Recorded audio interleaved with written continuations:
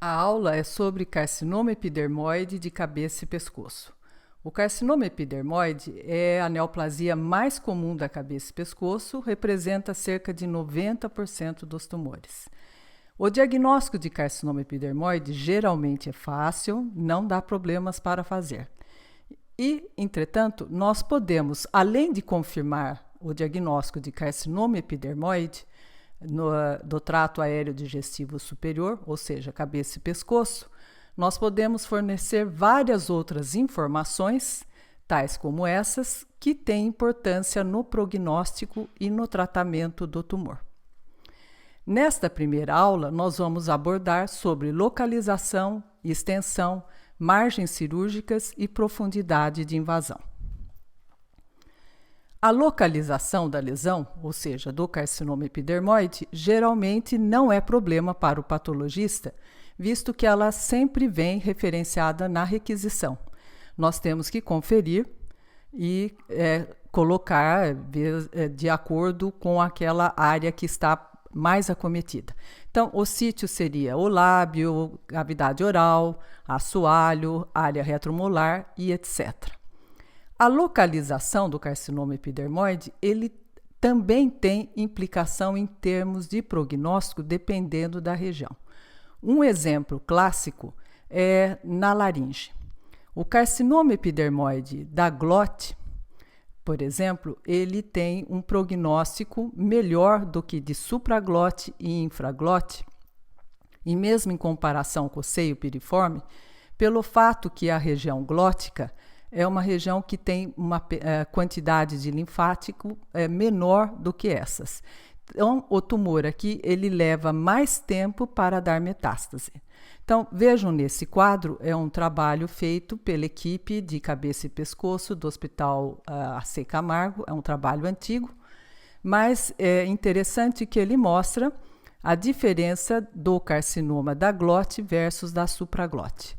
Então, vejo, em termos de frequência de metástase, ele daria uma frequência bem menor comparada com a da supraglote e a explicação seria justamente a irrigação linfática dessas duas regiões. São, em termos de quantidade, a região glótica teria uma irrigação menor, uma quantia menor de linfáticos do que da supraglote. O seio piriforme já é semelhante à supraglote e vejam que em termos de frequência de metástase eles se assemelham. Aqui nós temos o exemplo da laringe, mostrando aqui para ilustrar o que seria a glote, que seria a corda vocal verdadeira, a comissura anterior e a comissura posterior. A supraglote, que seria a partir, então, do ventrículo, a corda falsa, e vai pegar toda essa região até a epiglote, o topo da epiglote, e constituída por todas essas áreas, pré-área epiglótica, a face aqui laríngea da epiglote e depois a face aqui lingual da epiglote. Em termos de extensão do carcinoma epidermoide, a extensão representa o T da classificação TNM. Em extensão, quando nós vamos avaliar na peça cirúrgica, além de nós darmos o tamanho, e isso vai ter muita importância, principalmente em tumores da cavidade oral, lábio, hipofaringe e orofaringe, nós também devemos dar as estruturas envolvidas. Então, observem, por exemplo, aqui um exemplo seria a cavidade oral e lábios, nessa última edição do TNM, a 8ª edição. Nessa edição, além de nós, o T1, T2 e T3 é totalmente baseado em tamanho. Além de nós darmos a maior dimensão, que vai classificar em T1, T2 e T3, 2 centímetros, de 2 até 4 e maior que 4, nessa última edição do TNM foi introduzido também a profundidade de invasão. Então, além da extensão, teríamos a profundidade de invasão nessa região, cavidade oral e lábio. No caso aqui, até 5 centímetros, de 5 a 10 e maior do que 10.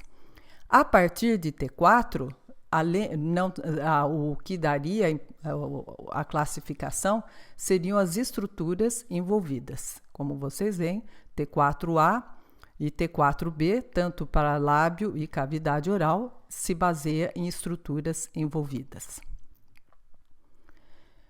Em outras regiões, por exemplo, na laringe, no nasofaringe, no nariz e no seio maxilar, a extensão do tumor é dado principalmente baseado aqui nas estruturas envolvidas. Na laringe, em especial, ela é subdividida nessas três regiões, supraglote, glote e infraglote, que são regiões de origem embriológicas diferentes e com irrigação linfáticas independentes. Então, cada uma dessas regiões, ela tem uma classificação diferente no TNM. E cada uma delas baseada em estruturas envolvidas. Então, neste corte, por exemplo, tomográfico aqui esquemático, transversal da laringe, nós vemos um corte na supraglote, onde nós temos a cartilagem tireoide. Neste daqui, na já região das cordas vocais, com a cartilagem tireoide também, mais aqui a aritenoide e o músculo da corda vocal. E este mais inferior, na infraglote, mostrando a cartilagem cricoide, que nessa altura é completa. Nesse corte longitudinal, nós temos então a epiglote, essa seria a face aqui da luz, da laringe, e nesta porção nós teríamos essa região que seria do espaço pré-epiglótico, que é essa área preenchida de gordura na frente da epiglote, e que é importante, inclusive, uma vez que o tumor invade essa região, ele tem uma tendência maior, inclusive, à metástase, e é importante para a classificação desses tumores em termos de extensão. Nesse corte também nós observamos a corda falsa, o ventrículo, a corda verdadeira aqui. Para classificarmos adequadamente o tumor, é necessário ter um conhecimento da anatomia do órgão, no caso a laringe.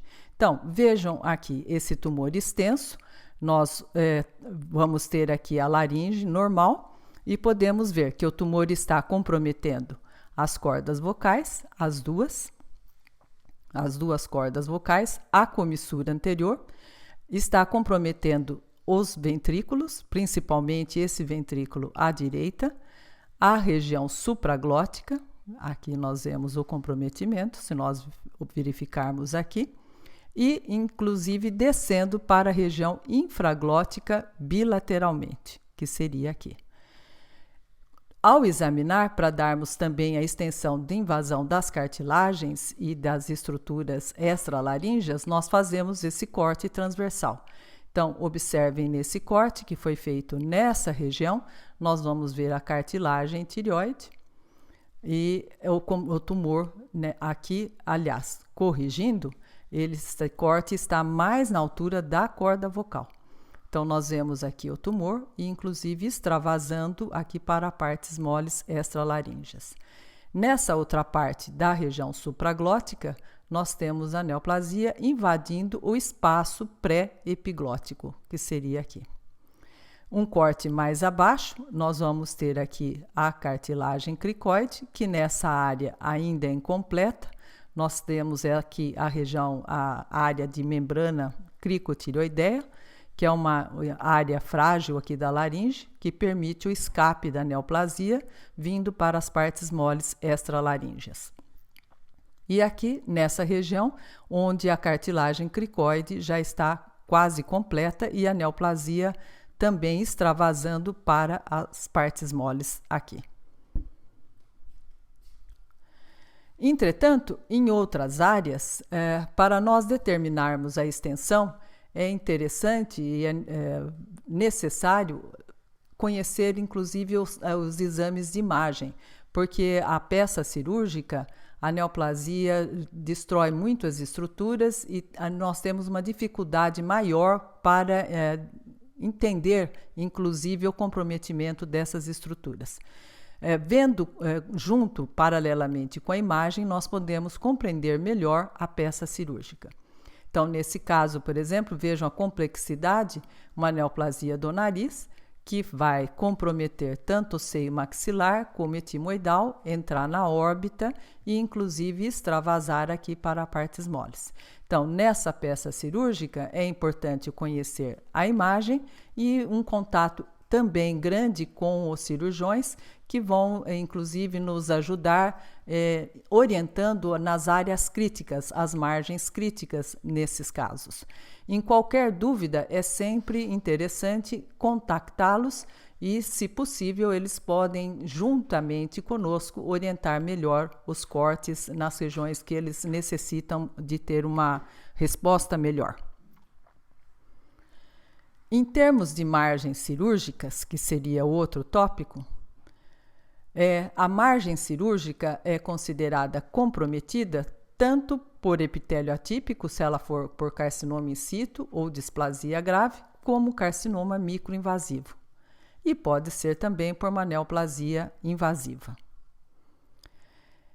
A margem cirúrgica comprometida, ela é muito importante em termos, no sentido que ela implica numa frequência maior de recidiva local.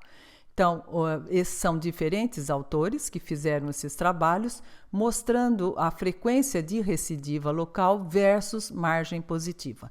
Então, vejam que margem positiva teve sempre uma frequência muito maior de recidiva comparado com o caso com margem negativa, como seria esperado. Entretanto, a margem cirúrgica, qual seria ideal? Aquela margem livre, negativa. Ela vai variar com a região. Então, na cavidade oral, orofaringe, hipofaringe, margens cirúrgicas são geralmente maiores, são desejáveis margens maiores do que na laringe. Não há um estándar definido para o tamanho da margem cirúrgica. A maioria considera escassa entre 0,5 e 0,2 centímetros. Na laringe, entretanto, uma margem de 0,2 é considerada adequada. Para outras regiões, geralmente fica entre 0,5 e 2, considerada como margem escassa.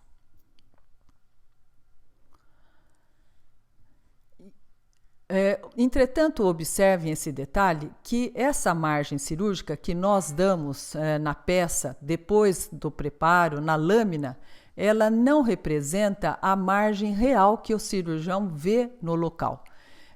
In situ, quando ele calcula a margem, ela é muito maior do que, por exemplo, quando ele resseca.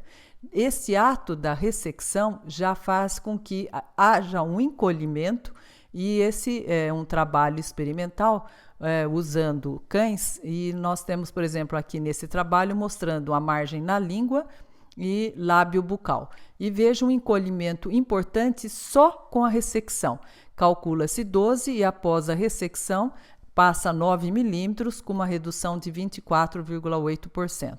Após a fixação, uma redução maior ainda. Portanto, quando há aquela ideia de que margem tem que ser maior que 0,5 centímetro para ser adequada, porque entre 0,5 e 0,2 já seria escassa, para o cirurgião, ele tem que fazer maior se ele esperar que nós, no nosso laudo, isso seja maior que 0,5 centímetro, uma vez que nós temos esse encolhimento. Na avaliação da peça cirúrgica, é novamente interessante, assim como na extensão, que nós tenhamos um conhecimento da anatomia da região. A margem, nós temos que estar certos da localização dela macroscopicamente. Na microscopia, nós não vamos resolver. Então, a margem cirúrgica, o local, o nome, qual que é a margem crítica, isso é decidido na macroscopia e para isso é sempre necessário você conhecer a anatomia da região. Então, novamente, dando um exemplo de uma peça cirúrgica de laringe. Então, observem esse carcinoma aqui na região supraglótica, acometendo essa prega área epiglótica. Vejam na peça, ele estaria aqui, seria no esquema, nessa região, na supraglote, pegando aqui, acometendo a prega área-epiglótica. Então, observem que a margem foi recortada, a cirurgia foi feita com uma ressecção aqui, nessa região do ventrículo e aqui também. Então, essa seria a margem inferior, marcada, portanto, aqui com nanquim.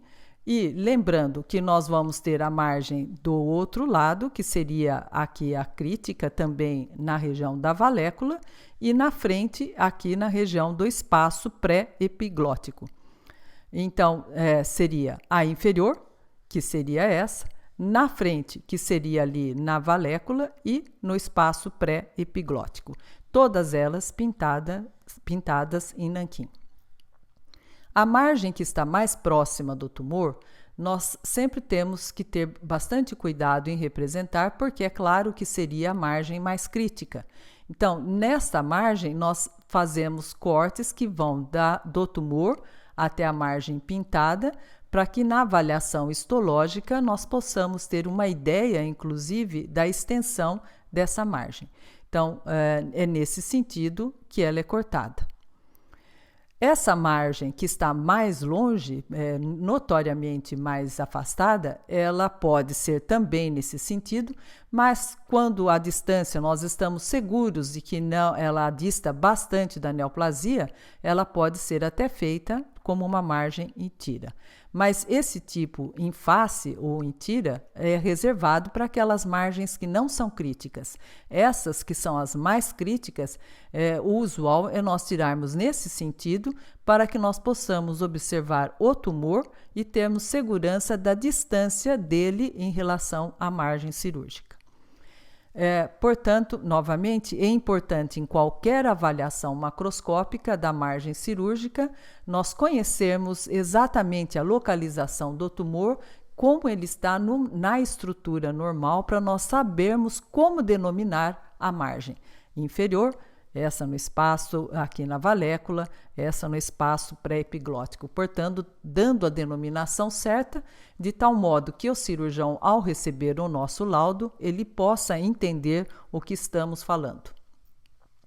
Esse é um outro exemplo de uma hemilaringectomia, um tipo de cirurgia que é feita para tumores na corda vocal. Então, nesse caso, a ressecção cirúrgica, ela é sempre, vamos supor, aqui é na corda vocal direita, e a ressecção é feita pegando uma pequena porção das cordas vocais à esquerda. Ele ultrapassa a comissura anterior. Então, ele faz essa ressecção aqui no meio, vem aqui para essa porção inferior, passa a porção aqui, a margem posterior, e a superior seria aqui na supraglote. Um dos modos recomendados para cortar essa peça seria nesse sentido, onde a anterior representaria essa pequena área aqui nas pregas vocais à esquerda, que seria essa primeira, e consecutivamente nesse sentido até ir à margem posterior. Essa seria a margem superior, inferior, a última posterior e o comecinho a anterior. Como foi feito nessa hemilaringectomia, onde a primeira margem anterior seria essa, vamos indo numa sequência, aqui seria a margem superior, a inferior, e nessa sequência nós vamos indo até chegarmos na posterior. Entretanto, frequentemente nós fazemos uma variação.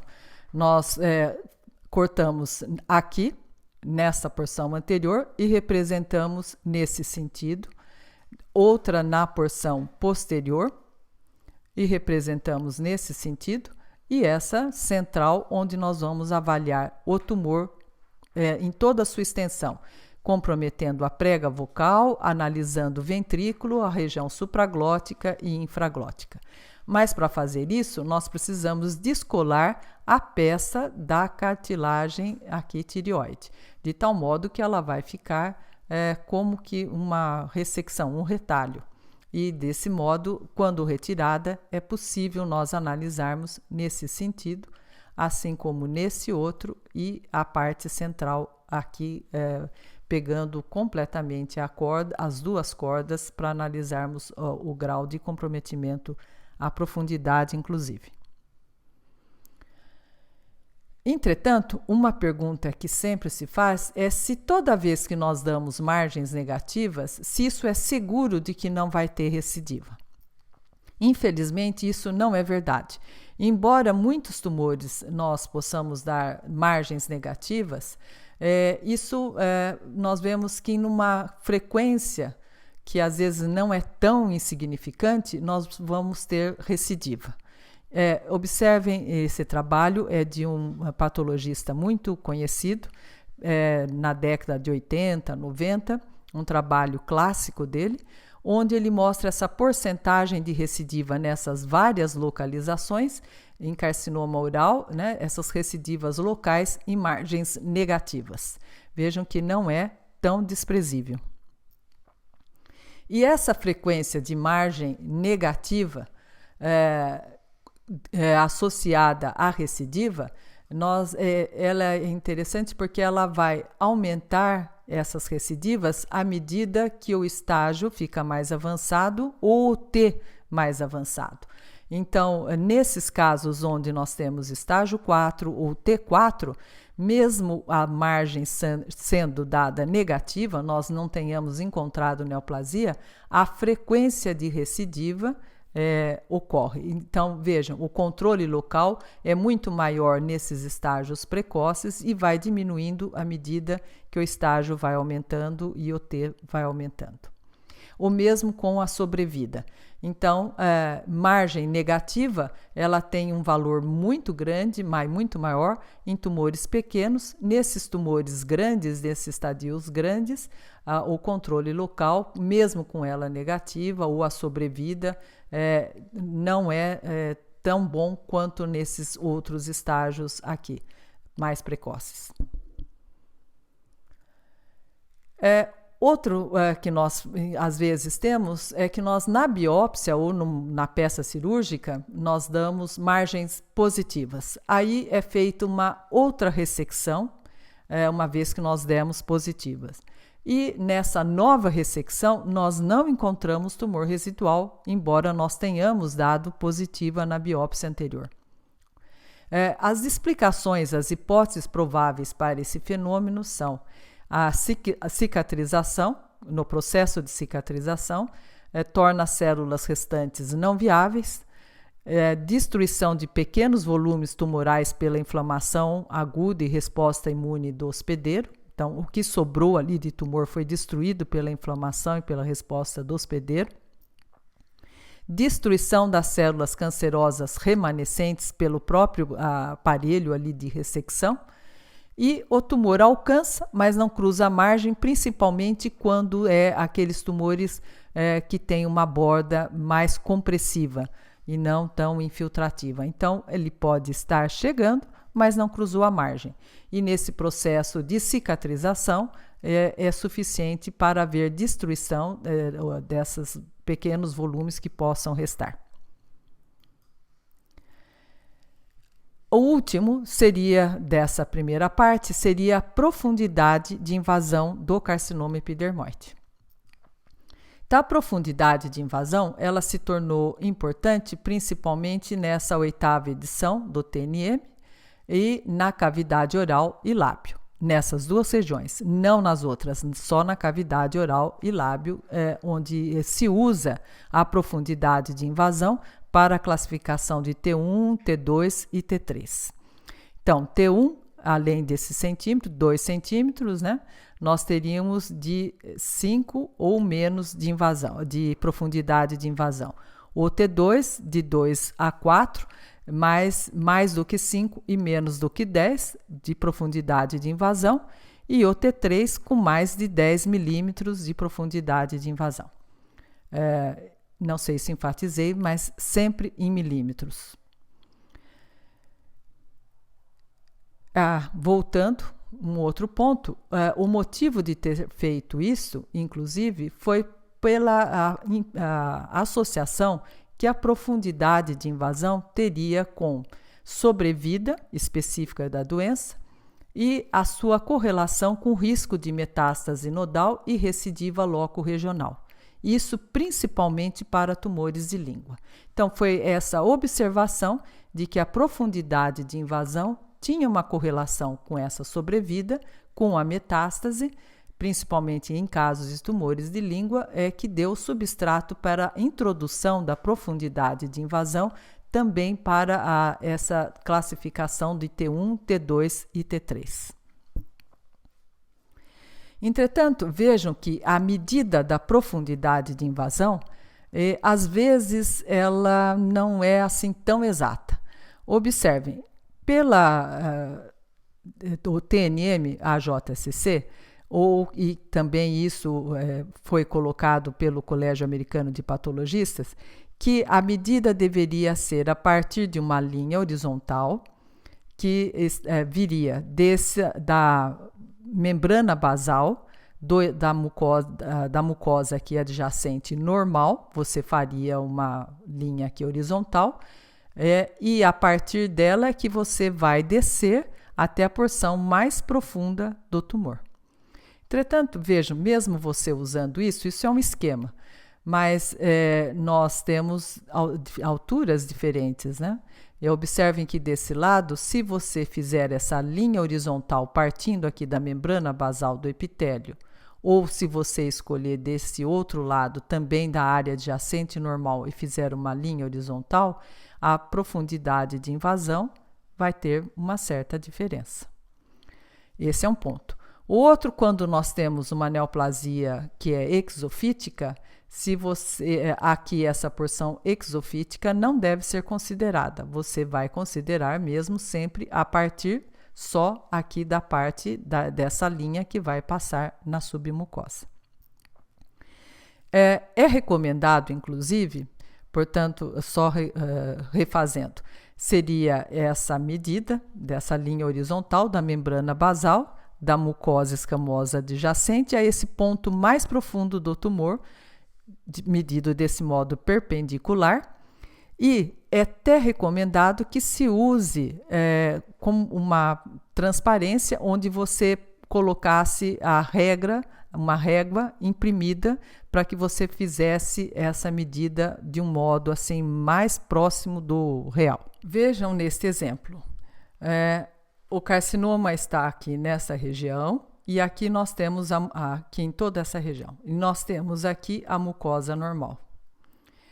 Se nós traçarmos nesse sentido, nós teríamos essa distância. Observe que nessa outra área falta a mucosa normal. Então, se fizermos uma reta partindo da membrana basal assim, nós teríamos essa distância. Se nós imaginarmos que não, então ele teria que ser mais alto porque ele estaria passando aqui, nós teríamos outra. Ou, por essa região, ela pertence à borda da língua, então ela deveria ser nesse sentido, outra medida. Então, nem sempre é fácil, nem sempre é muito claro como se medir, além desses aspectos que eu já comentei. O outro ponto é que para fazer a medida, em casos de tumores que têm espessura pequena, recomenda-se essa transparência, onde você faz a impressão da régua e coloca em cima e faz a medida. Mas também é possível você colocar pontos e retira a lâmina e com uma régua você faz a medida por fora, sem precisar fazer essa impressão na transparência. Esse trabalho, inclusive, recente, ele fez isso e mostra que quando ele compara o método colocando essa transparência versus colocando os pontos e calculando com uma escala fora do microscópio, a maior parte, só em alguns casos é que ele vai encontrar discrepância. Entretanto, naqueles que são tumores maiores do que 10 milímetros, ou, portanto, 1 centímetro, esse colocar pontos e medir para fora é acurado, é mais rápido e mais fácil. Em resumo, se nós tivermos uma neoplasia muito precoce, pequena, nós podemos usar essa transparência com essa escala impressa e fazer essa medida mais acurada. Entretanto, a gente sabe que vai ser apenas alguns casos onde isso pode dar uma pequena diferença, mas naquelas maiores, o mais fácil é colocando os pontos e medindo fora mesmo. Se nós fizermos de um modo muito complicado, isso faz com que não seja prático e acaba quase que abandonando o processo. Lembrando que tumores dessa cavidade oral e lábio, essa medida, ele tem correlação com o risco de metástase nodal e recidiva local, principalmente esses da região da língua, e é usado, inclusive, essa profundidade de invasão para se fazer o esvaziamento, indicar o esvaziamento cervical eletivo. Há controvérsia se esse esvaziamento cervical eletivo, que seria usado para fazer um controle nesses casos onde nós temos metástases ocultas. Há controvérsias entre aqueles que preferem o esvaziamento e outros preferem seguir com ultrassom, etc. Mas aqueles que usam o esvaziamento, a profundidade de invasão ou a medida de corte seria 4 milímetros para indicar esse esvaziamento cervical eletivo. Entretanto, esse nível crítico, 4 milímetros, que é usado pela maioria, varia com a localização do tumor. Isso, geralmente 4, é usado na língua. Obrigado.